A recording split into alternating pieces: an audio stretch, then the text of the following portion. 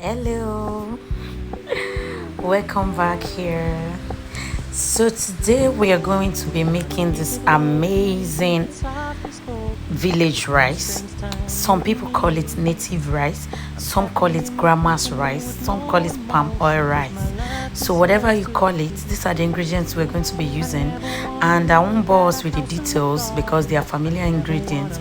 So I'm just going to go straight to blending my pepper mix, roughly just a rough blend, and it's ready. So in there I add pepper, tomatoes and onions, and into a hot pan I'm going to be adding my goat meat. So I'm going to be using goat meat for this recipe, and this I have goat meat have this lovely amazing flavors that I like the broth, the stock for this recipe, so that's why I'm using goat meat. So it's basically for me to get the stock that I'm going to be using, as well as the protein for this food to go along with the food. So I just poured in my thoroughly washed goat meat, and I just added my blended onions. So I like to blend my onions whenever I'm using it to do goat meat, because instead of cutting, I just blend roughly and add. It is more concentrated. So I've added my onion, and right now I'm just going to add a bit of seasoning. I won't be using too much seasoning for this because I don't like to over season my goat meat. It has this flavor, this distinct flavor that I don't want to miss.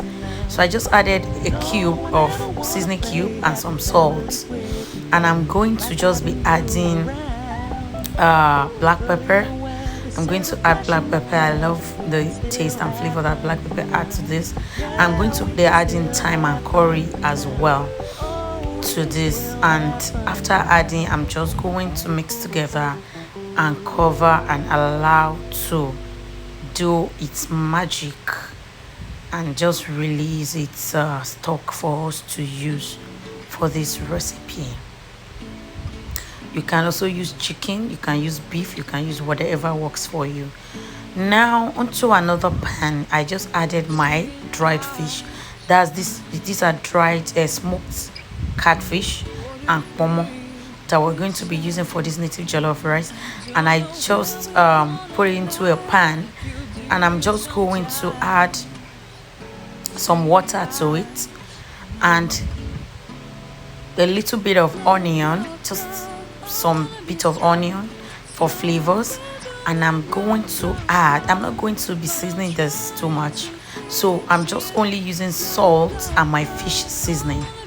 So I just added salt now, and I'm going to be using, so I like to to add salt to my catfish. When you salt it, when you put salt, it brings out this lovely taste. And I just added my fish seasoning. If you don't have fish seasoning, feel free to use your seasoning cube, but if you do have fish seasoning, just use fish seasoning, please. It adds its own flavors because it has other spices. Now onto our meat has been boiling for about 10 minutes. I just added some water so that I will have enough stock, and I will allow it to cook for about 10 minutes more.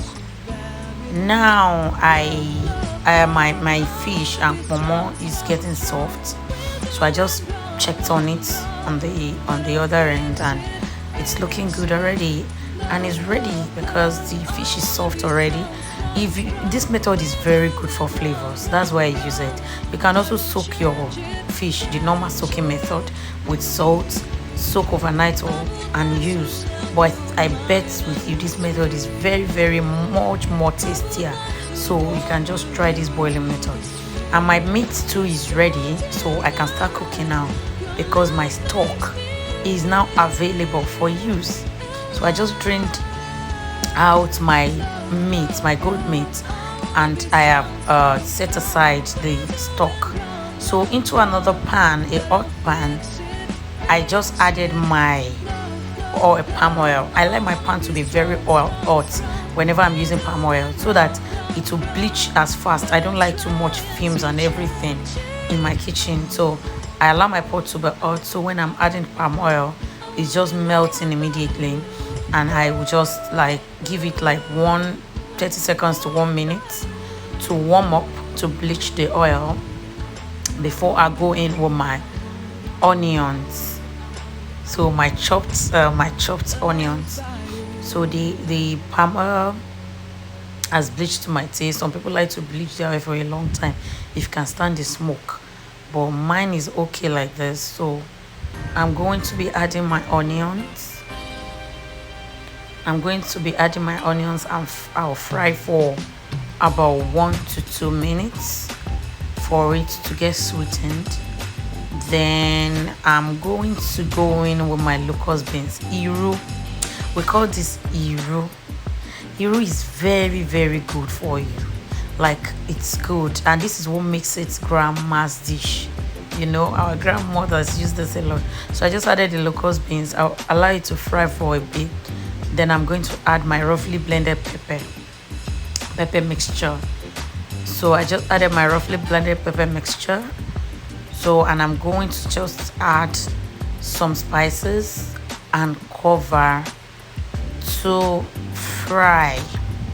For my spices, I'm going to be using, firstly, I'm going to be adding crayfish. Crayfish is very ground crayfish. Ground crayfish is very important in this dish. Please don't skip it. So I just added my ground crayfish, and I just added my seasoning cube. So I'm just using a cube of seasoning cube, and I just put that into it. Reason being that I already have a stock that I'm going to use. I don't like to over season my dish. So I added my seasoning cube and I added my salt, and I'm just going to cover and allow to fry. This dish is very simple but like tastiest. So the pepper, you can see the pepper, what the pepper looks like after about 5 minutes, 5 to 10 minutes. I didn't really time it, but I guess between 5 to 10 minutes. And so I'm going in with my catfish, my smoked catfish, and my panla fish. So I'm using both panla fish and the smoked catfish, and I just separated them from their bones, washed them thoroughly, and I chopped my Ponmo and I added it. Then I covered for about 10 to 15 minutes for it to really enter. So this is what I add after about 10 to 15 minutes. And now I'm going to go in with my stock. So my consistency, how thick that broth is so concentrated. So I just added my broth, and I'm going to add my rice. Just guys, so I'm using local rice, normal local rice, because this is a local recipe. So use your local rice. If you don't have local rice, use the normal rice. No basmati, please. And if you like basmati, I don't know how basmati will be for this recipe. I've never tried it and I don't want to try it. I'm sorry. It's a local food. So I added a bit more crayfish at this point. After adding my rice, I added a bit more crayfish. So I'm going to be using 3 layers of crayfish, and it's just, you know.